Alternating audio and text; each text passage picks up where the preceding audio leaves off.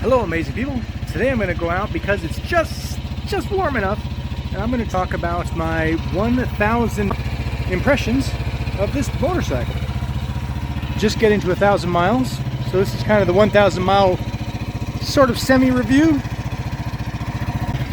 I can talk about how I feel now compared to my first impressions video, which I will link to wherever that is. You can check it out, and we're just going to go for a little tootle. It's blue sky and sunny, 40 degrees. I'll take it.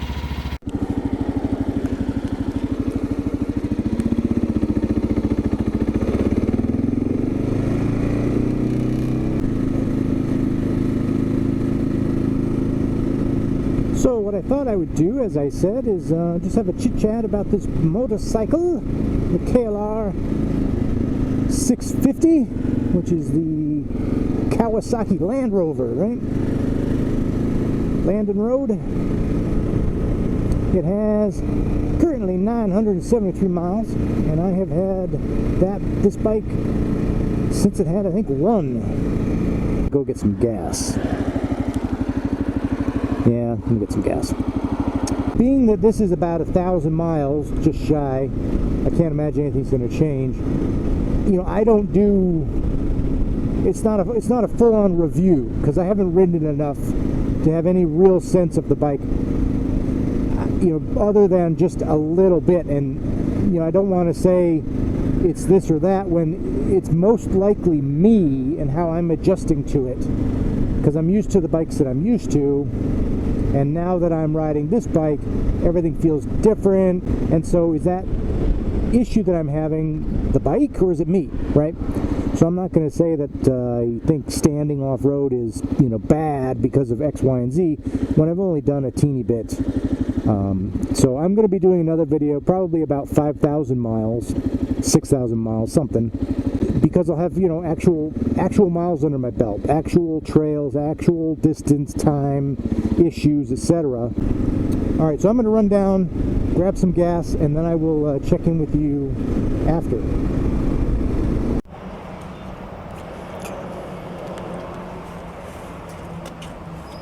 Yeah.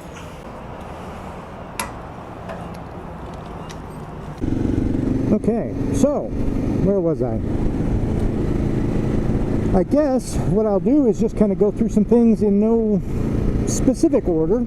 It's just in order. I kind of went through it in my head, but I don't have it written down or anything, so I'll be doing this from my memory, and then we'll just have a chit-chat.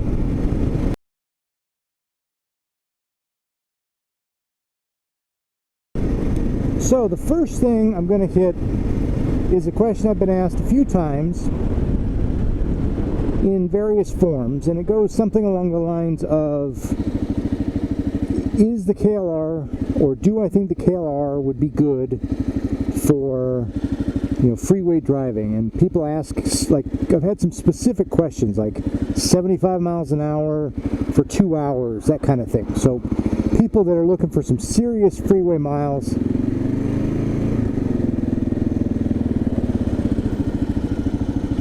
and they're going to be going fast, and they're trying to get, you know, they're trying to get to the trail, and they do say that. So they're blasting down the freeway, then they're off on a side road, then they're on some dirt, right? That kind of thing.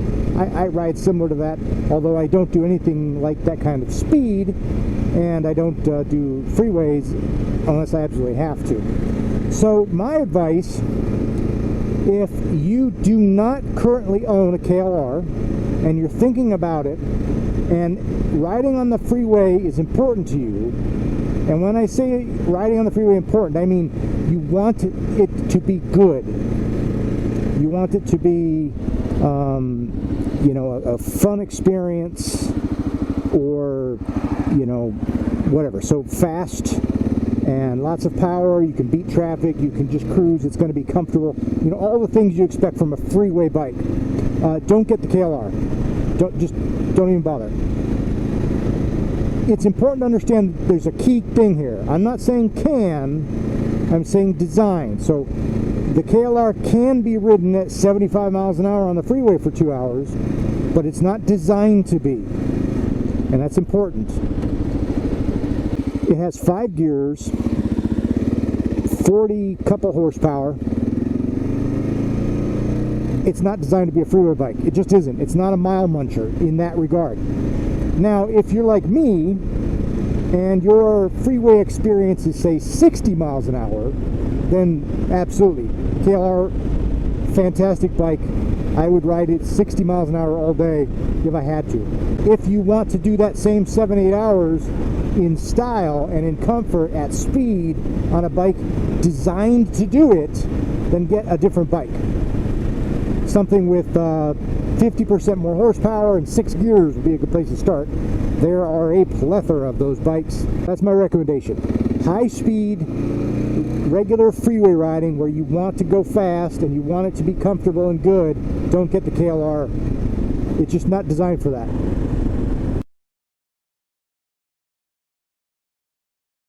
So the wind protection is some of the best I've ever experienced. My context is the Kawasaki Versus is the most recent bike I've got, and the wind management on this bike is better. And it's not so much that it keeps more of the wind off of me, because I can still feel it hitting me around the shoulders, but as I said, that's what my jacket's for. What it doesn't do is create turbulence.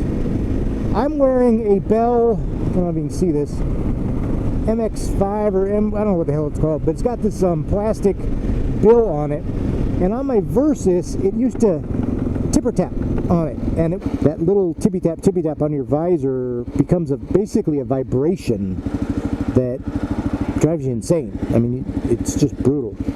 And having my first experience being 3 hours on the freeway up, even in the rain,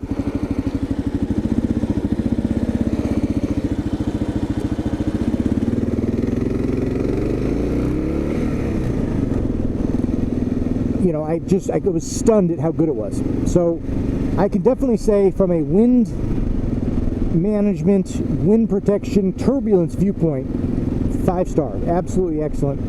They did an amazing job.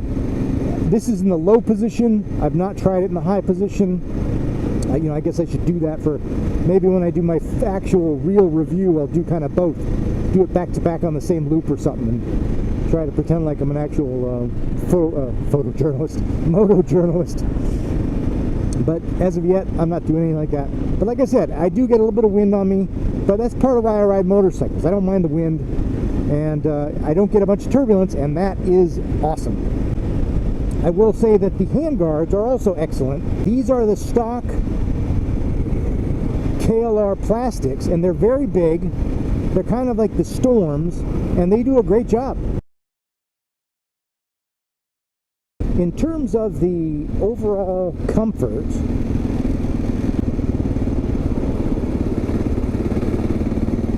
I would say that this is a fantastic bike. So in terms of the seated position, you know, which is what I'm doing right here, I absolutely love this bike.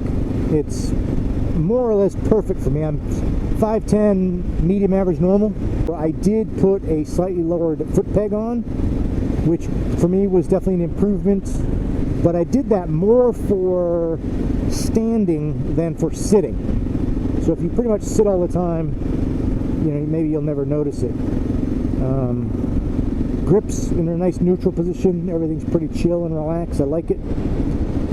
And I mean, I don't know what else to say about it in terms of just general comfort. I could easily, you know, ride this motorcycle, you know, all day long if I needed to.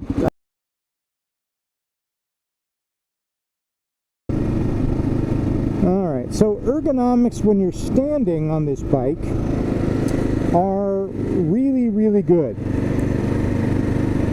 And I'm going to caveat that with saying really good on flat ground. So here I am in town, standing up, cruising along, enjoying, you know, getting my ass off the seat so that I can take a break.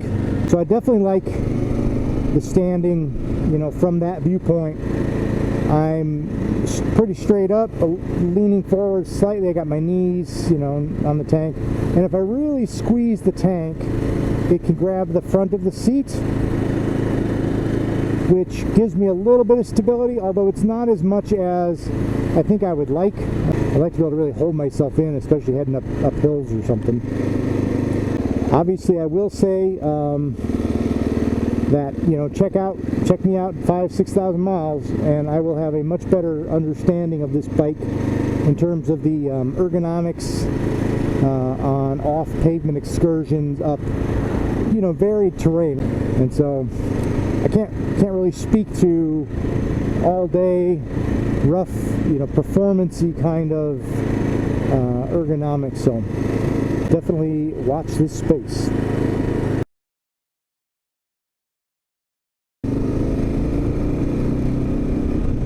The seat is top-notch. Now I know that that's very subjective and everybody's got a slightly different pelvis and they're used to different things.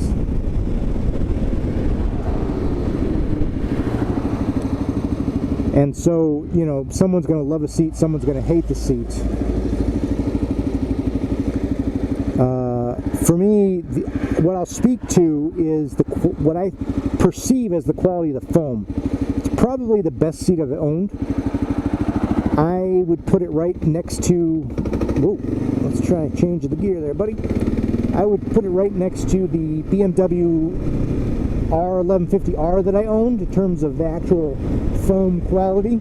Now obviously this is a flatter seat than that bike had, but you know, that's a different issue. So I have not done an 8-hour long haul kind of freeway day or anything like that. I have done, I think probably a 5-hour day, maybe a 6-hour day once, 3.5 on the freeway from the dealer, and then some stuff around here, a couple longer days, nothing yet. So check in with me at my 6,000 mile actual review video, and I will have put on some much longer days by then. Regarding the brakes, nothing really to be reported there. I would call them good medium quality brakes. They have a really good feel at the handlebar and the foot lever, actually. Nice and solid. I like that. Gives me a good amount of power.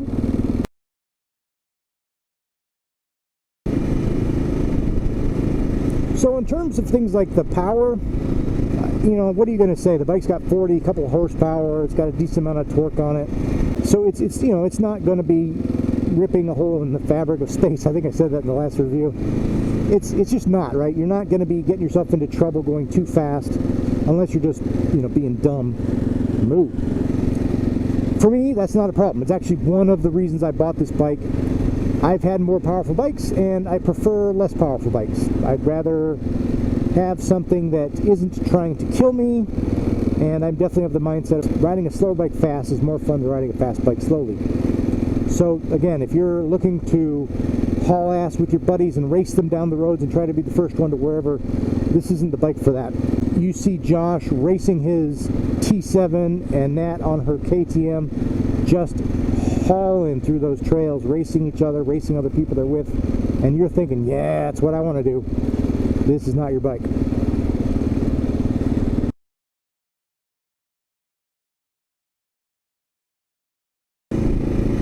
It is something that you've probably heard others talk about, and it's still an issue. I've, like I said, I haven't really ridden it enough in enough situations to have a really good understanding of if it's a problem or just something you have to deal with in certain circumstances, if that makes sense. So, like right here, I'm trying to hold a steady, slow speed. We're in this neighborhood. I'm trying to just poodle along, right? Chat with you guys. And there's a bit of surging, but I'm able to, here's off throttle a little bit on, and you can feel it, right? It's a bit jerky. I think I'm in second gear, so the RPMs are kind of medium low, right? So that's a problem. Now, if I go completely off throttle and then back on, not a problem at all, right? In fact, the bike works really well that way. And it's closed. Local access only. The place that I noticed it the most, in terms of being particularly annoying, is when I'm...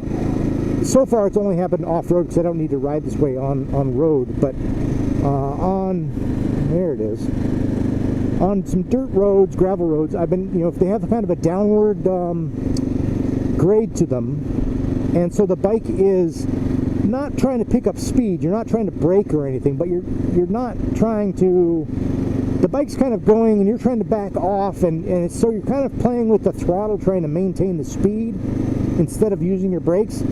And I find that in that situation it can be a problem. It can be really jerky at times, and I'm not sure again if that's just me getting used to it. So check in with me later and we'll get a much better understanding. What I can say is if I ride this bike differently than I ride my Versus, so my Versus was more, I could do that, play with the throttle in between, a little bit off, a little on, a little off, a little on, and it was very smooth that way, especially in second gear. First gear was horrible. Second gear Versus was fantastic. I was hoping this would be just like that because, Kawasaki, but it's not. I'm starting to get used to riding this more like I have to, and that's to basically go completely off throttle and then go back on throttle when you're going somewhere. Where does this go? No idea. This is great. I'm just all over these little teeny roads. And so it's a slightly different way that I'm used to. I'm used to using the throttle just in micro adjustments to adjust velocity. And with this bike, it doesn't have that sort of fine tuning to it.